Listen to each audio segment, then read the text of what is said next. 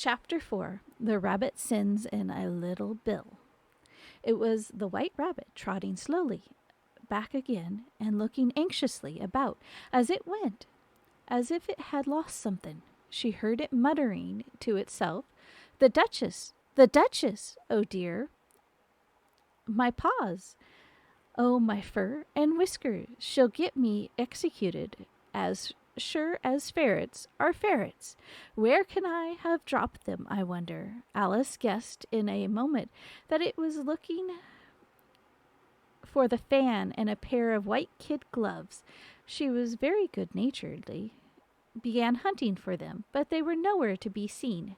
Everything seemed to have changed since her swim in the pool. The great hall with the glass table and the white dock had vanished completely.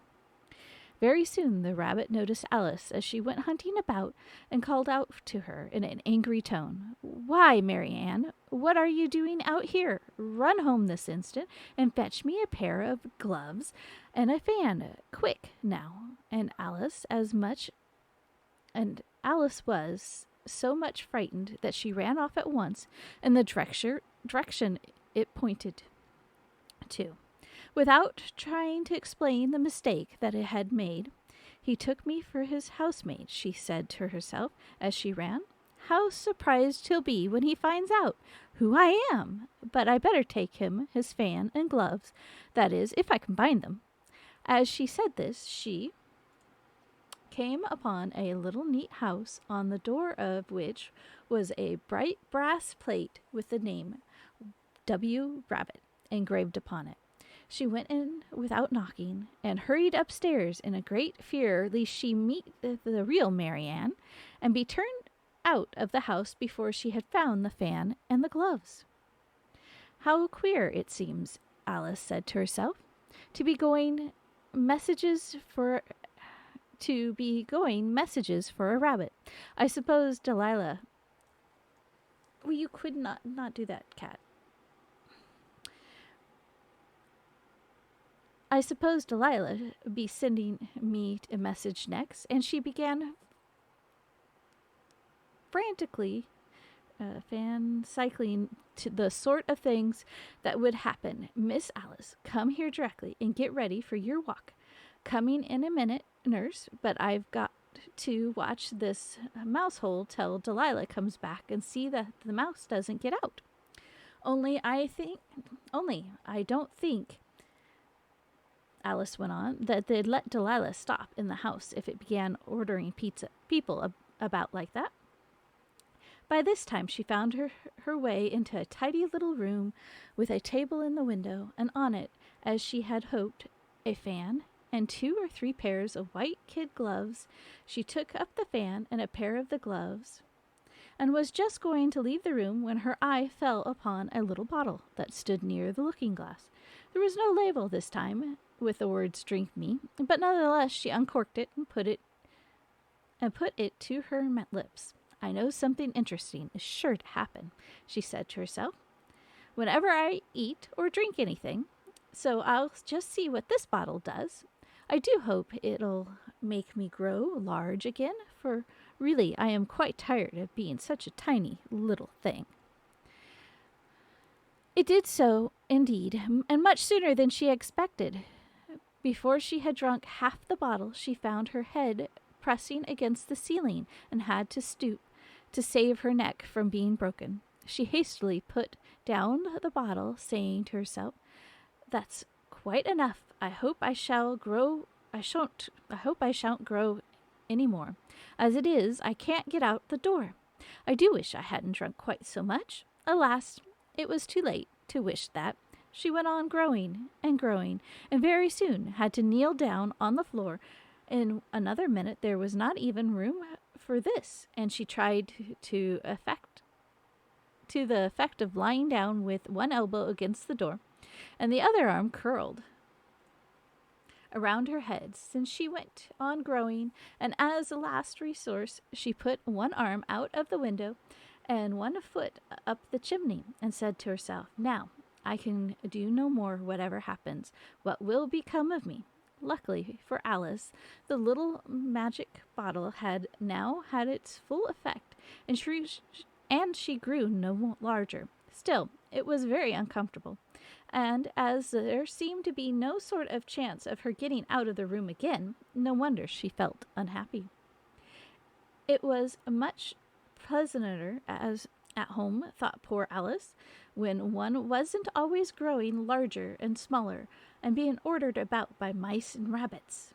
I almost wish I hadn't gone down the rabbit hole, and yet, it was curious, you know, this sort of life. I do wonder what can happen to me. When I used to read fairy tales, I fancied that kind of thing never happened, and now here I am in the middle of one. There ought to be a book written about me. There ought to. And when I grow up, I'll write one. But I'm grown up now, she added in a sorrowful tone. At least there's no room to grow any more here. But then, thought Alice, shall I never get any older than I am now? That'll be a comfort one way, never to be an old woman, but then always to have lessons to learn. Oh, I shan't like that. Oh, you foolish Alice, she answered herself. How can you learn lessons in here? Why, there's hardly any room for you, and no room at all for any lesson books. And so she went on, taking first one side and then the other, and making a conversation of it all together. But after a few minutes she heard a voice outside and stopped to listen. "Mary Ann," said the voice, "fetch me my gloves this moment." And then came a little pattering of the feet on the stairs, and Alice knew it was the rabbit coming to look for her, and she trembled till she shook the house, quite forgetting that she was now about 1,000 times as large as the rabbit, and had no reason to be afraid. Presently the rabbit came up to the door and tried to open it, but as the door opened inwards, and Alice's elbow was pressed hard against it, that attempt proved a failure. Alice heard it say to itself, "Then I'll go around and get the window." That you won't, thought Alice. And after waiting till she fancied she heard the rabbit just under the window, she suddenly spread out her hand and made a snatch in the air. She did not get hold of anything, but she heard a little shriek and a fall and a crash of broken glass, from which she concluded that it was just possible it had fallen into a cucumber frame or something of the sort. Next came an angry voice, the rabbit's. "Pat, Pat, where are you?"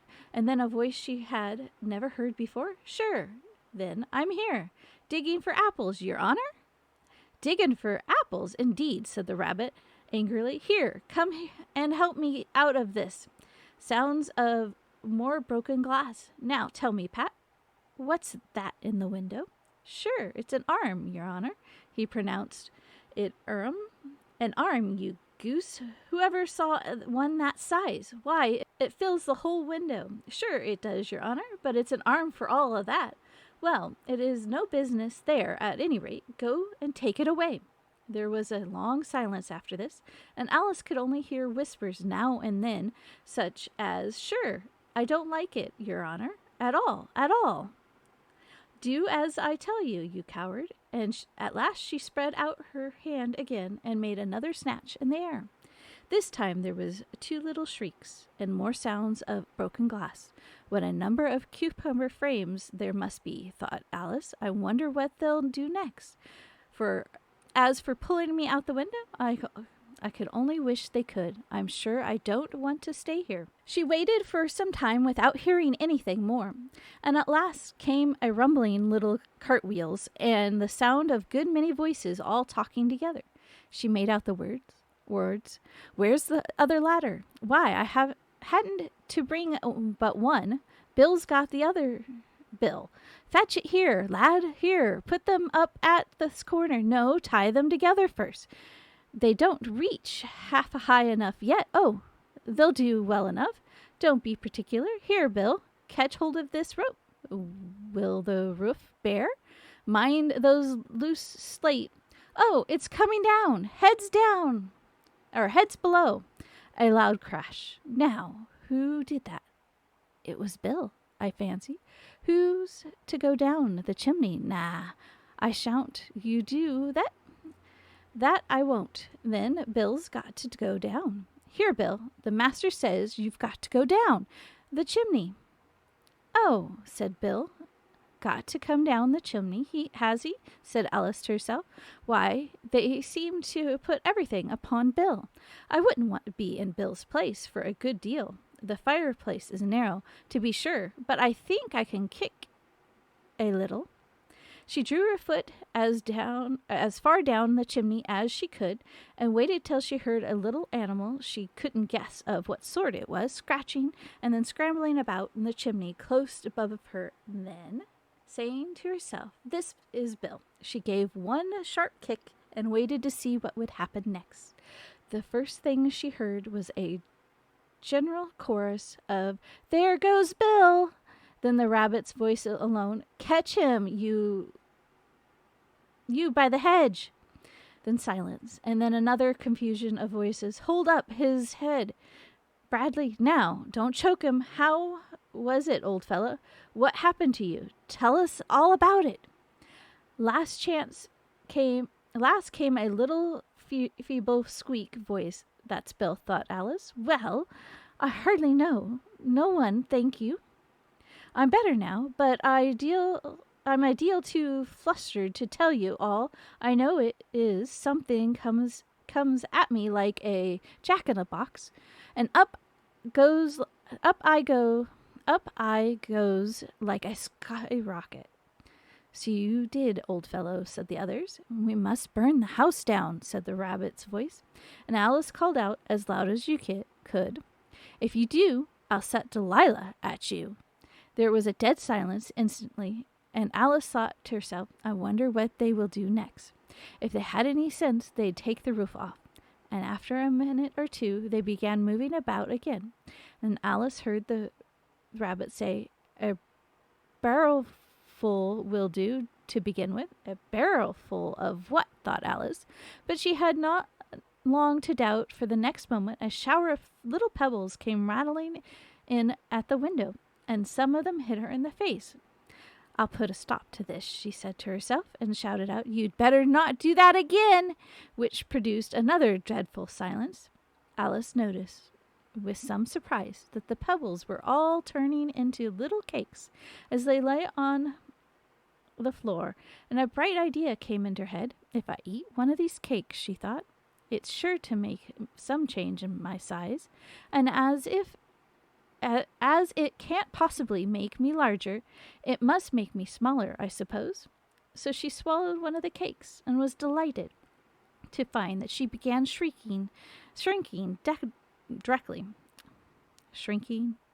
directly as she was small enough to get through the door. She ran out of the house and found quite a crowd of little animals and birds waiting outside. The poor little lizard Bill was in the middle, being held by two guinea pigs, one who were giving it something out of a bottle. They all made a rush at Alice the moment she appeared, but she ran off as hard as she could and soon found herself safe in a thick wood. "The first thing I got to do," said Alice to herself as she wandered about in the wood, "is to grow to my right size again. And the second thing is to find my way into the lovely garden. I think that will be the best plan." It sounded as excellent planned, no doubt, and very nearly and simply arranged. The only difficulty was that she had not the smallest idea how to set about it. And while she was peering about anxiously among the trees, a little sharp bark just over her head made her look up in a great hurry. An enormous puppy was looking down at her with large, round eyes and a feebly stretching out one paw, trying to touch her. "Poor little thing," said Alice in a coaxing tone. She tried hard to whistle to it, but she was terribly frightened all the time at the thought of it might being hungry, in which case it would be very likely to eat her up in spite of her little coaxing, in spite of all her coaxing. Hardly knowing what she did, she picked up a little bit of a stick and held it out to the puppy, whereupon the puppy jumped into the air off all of its feet at once. With a yelp of delight, it rushed at the stick and made believe to worry at it. Then Alice dodged behind a great thistle to keep herself from being run over, and the moment she appeared on the other side, the puppy made another rush at the stick and tumbled head over heels in the hurry to get hold of it. And then Alice, thinking it was very likely having a game of play with a cart horse and expecting every moment to be trampled under its feet, ran around the thistle again. And then the puppy began a series of short charges at the stick, running a very little way forwards each time, and a long way back, and barking hoarsely all the while, till at last it sat down a good way off, panting, with its tongue hanging out of its mouth, and its great eyes half shut. This seemed to Alice a good opportunity for making her escape, so she set off at once, and ran till she was quite tired and out of breath, until the puppy's bark sounded quite faint in the distance. And yet, what a dear little puppy it was, said Alice, as she leaned against a buttercup to rest herself and fan herself with one of the leaves. I should have liked teaching it tricks very much, if I only been the right size to do it. Oh dear, I nearly forgot that I got to grow up again. Let's see, how is it to be managed? I suppose I ought to eat or drink something, but the great question is what? The great question certainly was what. Alice looked all around her at the flowers and the blades of grass, but she could not see anything that looked like the right thing to eat or drink under the circumstances. There was a large mushroom growing near her, about the same height as herself, and when she had looked under it, on both sides of it, and behind it, it occurred to her that she might as well look and see what was on the top. She stretched herself on tiptoe and peeped over the edge of the mushroom, and her eyes immediately met those of a large blue caterpillar that was sitting on the top, with the arms folded, quietly smoking a long hookah, and taking not the smallest notice of her or anything else. Chapter 5. Advice from a Caterpillar. The caterpillar and Alice looked at each other for some time in silence. At last the caterpillar took the hookah out of its mouth and addressed her in a lowdery, sleepy voice. "Who are you?" said the caterpillar. This was not an encouraging opening for a conversation.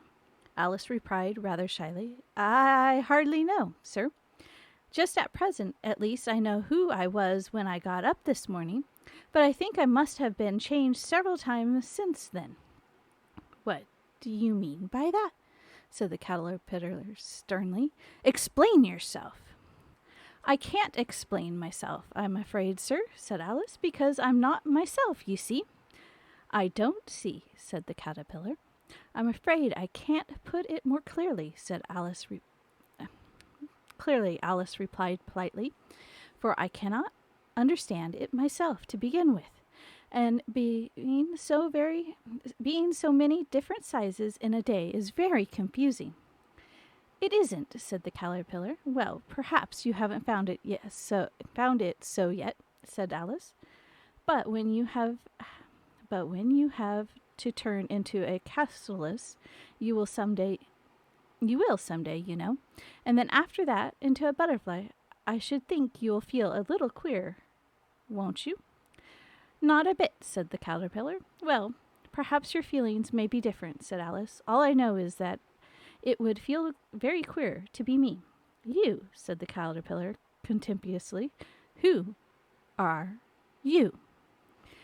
Which brought them back again to the beginning of the conversation, and Alice felt a little irritated at the caterpillar's making such a very short remarks, and And she drew herself up and said very gravely, I think you ought to tell me who you are first. Why? Said the caterpillar. Here was another puzzling question, and as Alice could not think of any good reasons, the caterpillar seemed to be in a very unpleasant state of mind. She turned away. Come back, said the caterpillar after her. I have something important to say. It sounded promising, certainly. Alice turned and came back again. Keep your temper, said the caterpillar. Is that all? Said Alice, swallowing down her anger as well as she could. No, said the caterpillar. Alice thought she might as well wait, as she had nothing to do, and perhaps, after all, it might tell her something worth hearing. For some minutes it puffed away without speaking, but at last it unfolded its arms, took the hookah out of its mouth again, and said, So you think you've changed, do you? I'm afraid I am, sir. I can't remember things as I used, and I don't keep the same size for 10 minutes altogether. You can't remember what things, said the caterpillar. Well, I've tried to say, how doth the little busy bee about, but it come out differently, Alice replied in a very melancholic voice. Repeat, you are old, Father William, said the caterpillar. Alice folded her hands and began, You are old, Father William, the young man said, and your hair has become very white, and yet you have inconsistently stand on your head. Do you think, at your age, it is right? In my youth, Father William replied to his son, I feared it might injure the brain, but now that I am perfectly sure I have none, why, I do it again and again. You are old, said the youth, as I mentioned before, and have grown most uncommonly fat. Yet you turned a back somersault in the door. Pray, what is the reason of that? In my youth, said the sage, as he shook his grey locks, I kept all my limbs very supple. By the use of the ointment, 1 shilling the box, allow me to sell you a couple.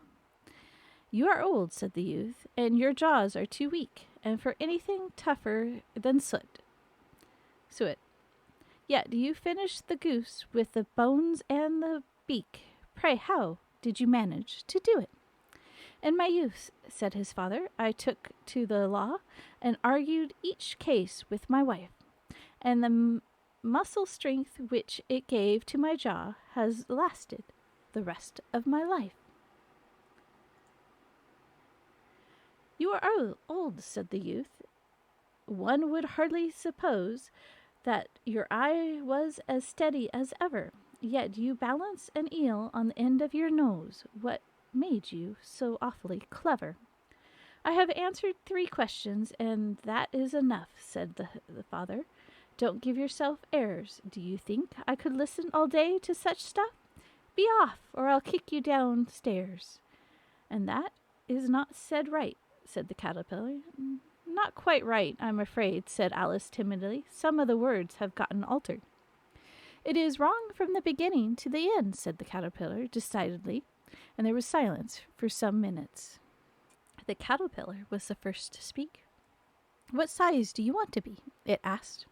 Oh, I'm not particular as to size, Alice hesitantly replied. One only doesn't like changing so often, you know. I don't know, said the caterpillar. Alice said nothing. She had never been so much contradicted in her life before, and she felt that she was losing her temper. Are you content now? Said the caterpillar. Well, I should like to be a little larger, sir, if you wouldn't mind, said Alice. 3 inches is such a wretched height to be.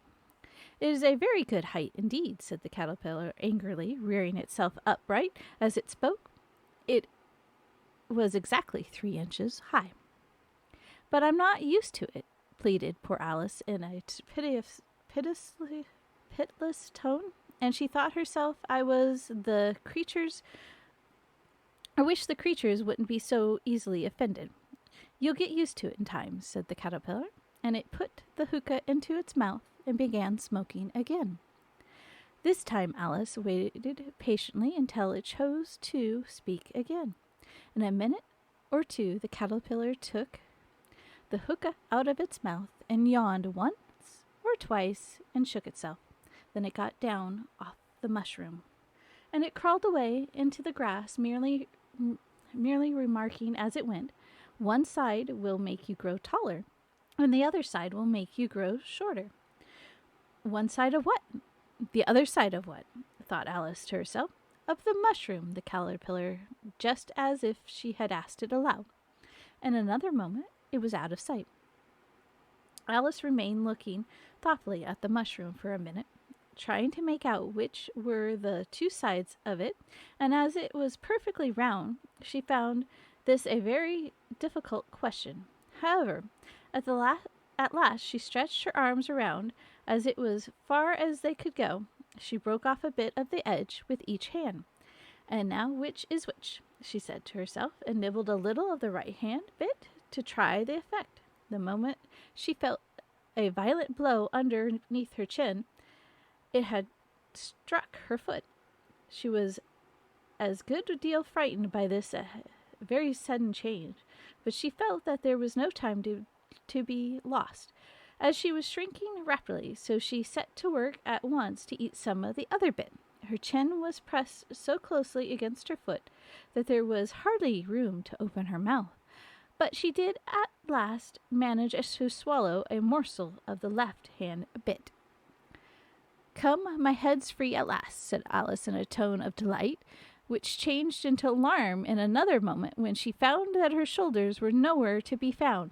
All she could see when she looked down was an immense length of neck, which seemed to rise like a stalk out of a sea of green leaves that lay far below her. "What can all the green stuff be?" said Alice. "And where have my shoulders got to? And, oh, my poor hands, how is it I can't see you?" She was moving them about as she spoke, but no result seemed to follow except a little shaking among the distant leaves. As there seemed to be no chance of getting her hands up to her head, she tried to get her head down to them, and was delighted to find that her neck would bend about easily in any direction, like a serpent. She had just succeeded in curving it down in a graceful zigzag, and was going to dive in among the leaves, which she found to be nothing but the tops of trees under which she had been wandering, then a sharp hiss made her draw back in a hurry. A large pigeon had flown into her face, and was beating her violently with its wing. "Serpent!" screamed the pigeon. "I'm not a serpent," said Alice indignant. "Let me alone." "Serpent, I say again," repeated the pigeon, but in a more subdued tone, and added with a kind of sob, "I tried every way, but nothing seems to suit them." "I haven't the least idea what you're talking about," said Alice. "I've tried the roots of trees, I've tried bark, and I've tried hedges," said the pigeon went on, without attending to her. "But those serpents, there's no pleasing them." Alice was more and more puzzled, but she thought there was no use in saying anything till the pigeon had finished. "As if it wasn't trouble enough hatching the eggs," said the pigeons, "but I must be on the lookout for serpents night and day, while I haven't had a wink of sleep these 3 weeks. "I'm very sorry you're being annoyed," said Alice, who was beginning to see its meaning. "And just as I'd taken the highest tree in the wood," continued the pigeon, raising its voice to a shriek, "and just as I was thinking I would be free of them at last, they must needs come wiggling down from the sky. Ah, serpents! But I'm not a serpent, I tell you," said Alice. I'm a, well, what are you?" said the pigeon. "I can see you trying to invent something. "Well, I'm a little girl," said Alice, rather doubtfully, as she remembered the number of changes she had gone through that day. "A likely story, indeed," said the pigeon in a tone of deep contempt. "I've seen a good many little girls in my time, but never one with such a neck as that. No, you're a serpent, and there's no use denying it. I suppose you'll be telling me next that you've never tasted an egg." "I have tasted eggs, certainly," said Alice, who was a very truthful child. But little girls eat eggs quite as much as serpents do, you know." "I don't believe it," said the pigeon. "But if they do, why, then they aren't. Then they're a kind of serpent. That's all I can say." This is such a new idea to Alice that she was quite silent for a minute or two, which gave the pigeon the opportunity of adding, "You're looking for eggs. I know that well enough. And what does it matter to me whether you're a little girl or a serpent?" "It matters a good deal to me," said Alice hastily, but I'm not looking for eggs, as it happens, and if I was, I shouldn't want yours. I don't like them raw." "Well, be off then," said the pigeon in a sulky tone. As it settled down again in its nest, Alice crouched down among the trees as well as she could, for her neck kept getting entangled among the branches, and every now and then she had to stop and untwist it. After a while she remembered that she still held the pieces of mushroom in her hand, and she set to work very carefully, nibbling first at one and then at the other, and growing sometimes taller and sometimes shorter, until she had succeeded in bringing herself down to her usual height. It was so long since she had been anything near the right size that it felt quite strange at first, but she got used to it in a few minutes, and began talking to herself as usual. "Come, there's half my plan done now. How puzzling all these creatures are. I'm never sure what I'm going to be from one minute to another. However, I got back to my right size. The next thing is to get into the beautiful garden. How is that to be done, I wonder?" As she said this, she came suddenly upon an open place, with a little house in it above 4 feet high. "Whoever lives here," thought Alice, it'll never do to come upon them this size. Why, I should frighten them out of their wits." So she began nibbling at the right-hand bit again, and did not venture to go near the house till she brought herself down to 9 inches high. Chapter 6. Pig and Pepper. For a minute or two she stood looking at the house and wondering what to do next, when suddenly a footman in livery came running out of the wood. She considered him to be a footman because he was in livery. Otherwise, judging by his face only, she would have called him a fish. Rapped loudly at the door with his knuckles. It was opened by another footman in livery, with a round face and large eyes like a frog, and both footmen, Alice noticed, had powdered hair that curled over their head. She felt curious to know what it was all about, and crept a little way out of the woods to listen. The fish footman began to proceed from under his arm, the fish footman began to producing from under his arm a great letter, near as large as himself, and this he handed over to the other, saying in a solemn tone, "For the Duchess, and an invitation from the Queen to play croquet." The frog footman replied in the same solemn tone, only changing the order of the words a little, "From the Queen, an invitation for the Duchess to play croquet." And then they both bowed low. Their curls got entangled together. Alice laughed so much at this that she had to run back into the woods for fear of their hearing her. And then next she peered out. The fish footman was gone, and the other was sitting on the ground near the door, staring stupidly at the sky. Alice went timidly up to the door and knocked. There's no sort of use in knocking," said the footman, "and that for 2 reasons. First, because I'm on the same side of the door as you are, and secondly, because they're making such a noise inside, no one could possibly hear you."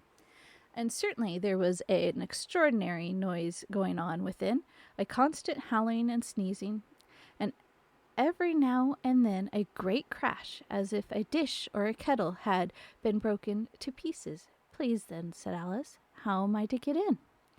"There might be some sense in be some sense in your knocking, the footman went on, without attending to her. If we had the door between us, for instance, if you were inside, you might knock, and I could let you out, you know.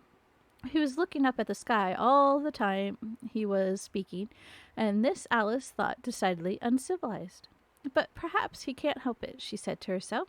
His eyes are so very near the top of his head. But at any rate, he might answer a question. How am I to get in? She repeated loudly. I shall sit here, the footman remarked, till tomorrow.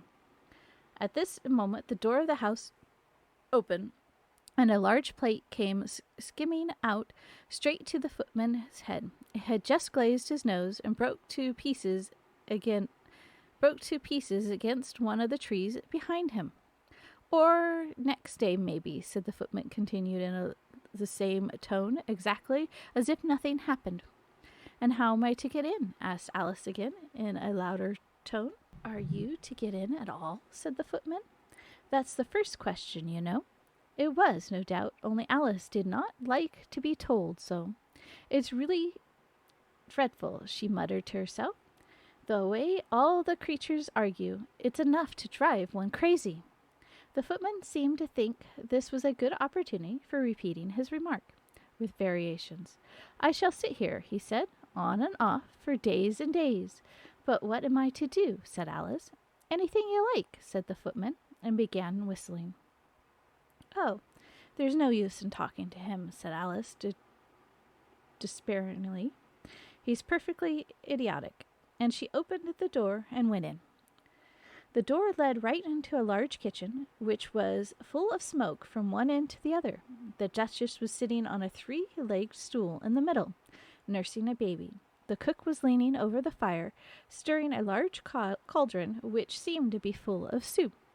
There's certainly too much pepper in that soup, Alice said to herself, as well as she could for sneezing. There was certainly too much in the air. Even the Duchess sneezed occasionally. As for the baby, it was sneezing and howling alternately, without a moment's pause. The only two creatures in the kitchen that didn't not sneeze were the cook and a large cat, which was lying on the hearth, grinning from ear to ear. Please, would you tell me, said Alice, a little timidly, for she was not quite sure whether it was a good manners for her to speak first, why your cat grins like that? It's a Cheshire cat, said the Duchess, and that's why. Pig! She said the last word with such a sudden violence that Alice quite jumped, but he saw in another moment that it was addressed to the baby, and not to her, so she took courage and went again. I don't know that the Cheshire cats always grin. In fact, I didn't know that cats could grin. They all can, said the Duchess, and most of them do. I didn't know of any that do, Alice said very politely, feeling quite pleased to have gotten into a conversation. You don't know much, said the Duchess, and that's a fact. Alice did not at all like the tone of this remark, and thought it would be as well to introduce some other subject of the conversation. While she was trying to fix on one, the cook took the cauldron of soup off the fire, and at once set to work throwing everything within her reach at the Duchess and the baby. The fire irons came first, then followed a shower of saucepans, plates, and dishes. The Duchess took no notice of them, even when they hit her, and the baby was howling as much already. That was quite impossible to say whether the blows hurt it or not. Oh, please do mind what you're doing, cried Alice, jumping up and down in an agony of terror. Oh, there goes his precious nose! As an unusually large saucepan flew close by it and very nearly carried it off.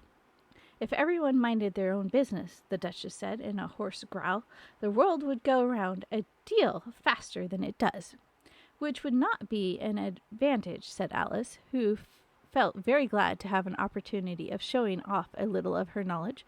Just think what work it would make with the day and night. You see, the earth takes 24 hours to turn around on its axis. Talking of axes, the Duchess chop off her head. Alice glanced rather anxiously at the cook to see if she meant to take the hint, but the cook was busily stirring the soup and seemed not to be listening. So she went on again. 24 hours, I think, or is it 12? Oh, don't bother me, said the Duchess. I never could abide figures. And with that she began nursing her child again, singing a sort of lullaby to it as she did so, and giving it a violent shake at the end of every line. Speak roughly to your little boy, and beat him when he sneezes. He only does it to annoy, because he knows it teases. The chorus, in which the cook and the baby join, wow, wow, wow. While the Duchess sang the second verse of the song, she kept tossing the baby violently up and down. And the poor little thing howled so that Alice could hardly hear the words. I speak severely to my boy. I beat him when he sneezes, for he cannot thoroughly enjoy the pepper when he pleases. The chorus, wow, wow, wow. Here, you may nurse it a bit if you like, the Duchess said to Alice, flinging the baby at her. As she spoke, I must go and get ready to play coquette with the Queen. And she hurried out of the room. The cook threw a frying pan after her as she went, but it missed her. Alice caught the baby with some difficulty, as it was a queer-shaped little creature, and had held out its arms and legs in all directions, just like a starfish. Thought Alice, the poor little thing was snoring like a steam engine when she caught it, and kept doubling itself up and straightening itself out again, so that altogether for the first minute or two it was much as she could do to hold it. As soon as she had made out the proper way of nursing it, which was to twist it up in a sort of knot, and then to keep tight hold of its right ear and left foot, so it was prevented its undoing itself, she carried it out into the open air. If I don't take this child away with me, thought Alice, we're sure to kill it in a day or two. They're sure to kill it in a day or two. Wouldn't it be murder to leave it behind? She said the last words out loud, and the little thing grunted in reply. It had left off sneezing by this time. Don't grunt, said Alice. That's not at all the proper way of expressing yourself. And the baby grunted again, and Alice looked very anxiously into its face to see what was the matter with it. There could be no doubt that it had a very turn-up nose, much like a snout than a real nose. Also, its eyes were getting extremely small for a baby. And although Alice did not like the look of the thing at all, but perhaps it was only sobbing, she thought, and looked into its eyes again to see if there were any tears. No, there were no tears. If you're going to turn into a pig, my dear, said Alice seriously, I'll have nothing more to do with you. Mind now. The poor little thing sobbed again, or grunted, it was impossible to say which, and they went on for some while in silence. Alice was just beginning to think to herself, now, what am I to do with this creature when I get it home? Then it grunted again so violently that she looked down into its face in some alarm. This time there could be no mistaking about it. It was neither more nor less than a pig. She felt that it could be quite absurd for her to carry it any further. She set the little creature down and felt quite relieved to see that it trotted quietly into the woods.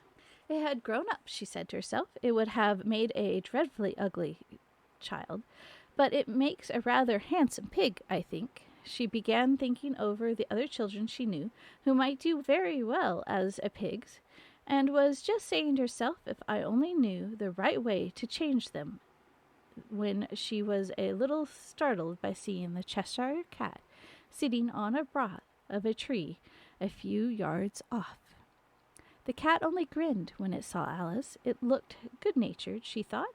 Still, it had a very long claws and a good many teeth, so she felt that it ought to be treated with respect. Cheshire Puss, she began rather timidly, as she did not know whether it would like the name. However, it only grinned a little wider. Come, it's please so far, thought Alice, and she went on. Would you tell me, please, which way I ought to go from here? That depends a good deal on where you want to get to, said the cat. I don't much care where, said Alice. Then it doesn't matter which way you go, said the cat. So as long as I get somewhere, Alice added as an explanation. Oh, you're sure to do that, said the cat, if you only walk long enough. As Alice felt that this could not be denied, so she tried another question. What sort of people live about here? In that direction, the cat said, waving its right paw around, lives a hatter. And in that direction, waving the other paw, lives a March hare. Visit either you like. They're both mad. But I don't want to go among mad people, said Alice remarked. Oh, you can't help that, said the cat. We're all mad here. I'm mad. You're mad. How do you know I'm mad, said Alice. You must be, the cat said, or you wouldn't have come here. Alice didn't think that approved it at all. However, she went on. And how do you know that you're mad? To begin with, said the cat. A dog's not mad. You grant that? I suppose so, said Alice. Well, then, the cat went on. You see, a dog growls when it's angry and wags its tail when it's pleased. Now, I growl when I'm pleased and wag my tail when I'm angry. Therefore, I'm mad.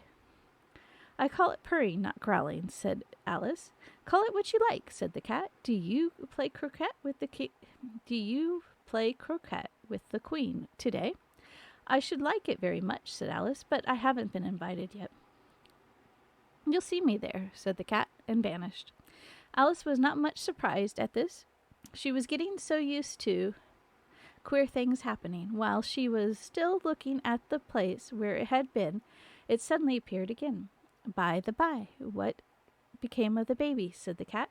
I nearly forgotten to ask. It turned into a pig, Alice answered very quietly, just as if the cat had come back in a natural way. I thought it would, said the cat, and vanished again.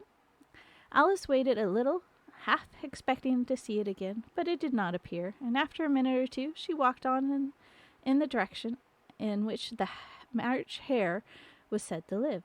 I've seen hatters before, she said to herself. The March hare will be a much more interesting, perhaps as this is May. It wouldn't be raving mad, at least not so mad as it is in March. As she said this, she looked up, and there was a cat again, sitting on the branch of a tree. Did you say pig or fig? Said the cat. I said pig, replied Alice, and I wish you wouldn't keep appearing and vanishing so suddenly. You make one quite giddy.